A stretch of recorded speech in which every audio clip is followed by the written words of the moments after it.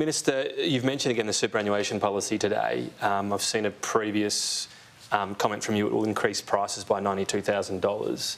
So if giving everybody access to their super at the same time turbocharges that, it increases prices, wouldn't the same thing happen under your recent announcement? Every first home buyer has the ability to buy a house now with a 5% deposit. How much would that increase house prices by?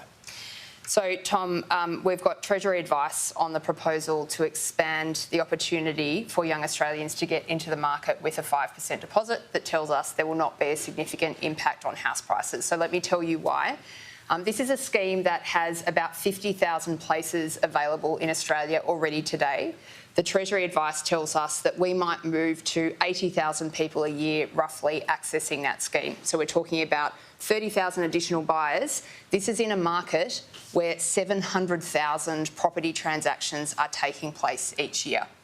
But let me say that the reason that we can be confident about this is because we have, alongside that commitment, a commitment to build 100,000 homes for first home buyers around the country. So whatever we're doing on the side of trying to help first home buyers in, it needs to be balanced out by bringing new supply onto the market. And that's one of the key differences between Labor and Liberal in this debate. We have a Liberal Party that's got only demand side measures, stoking this and that, raising house prices but not building more homes. We have a different approach. Now, let me give you the contrast with super for housing.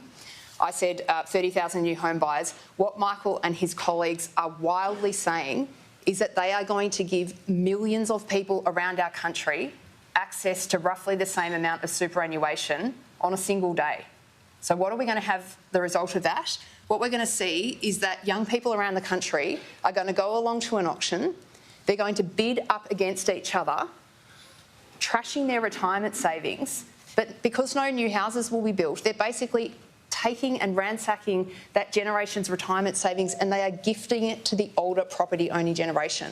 Like if I was trying to cook up a way to make this worse, then I would start with super for housing. You know, forget about all the other things the Coalition are saying on housing. This is the thing that is going to make the most impact on the housing market, and it will be a terrible thing for the nation's young people. Did you want a quick response? Yeah, I'd love to. Again, the union super funds won't allow the Labor Party to provide first home buyers with an access to a portion of their super. They wouldn't allow it.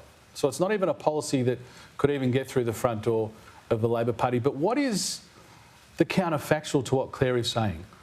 So the counterfactual is that the answer for young first home buyers is that somehow it improves our housing market if young first home buyers don't have enough for a deposit. That somehow that is assisting the housing market.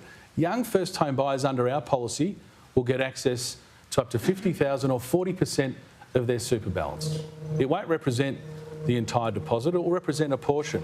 It will accelerate it. Clare is saying to this audience and to the Australian people that the average person who's saving for 14 years for a deposit in Sydney or 10 to 12 years in Melbourne is perfectly acceptable. That is essentially what Clare is saying.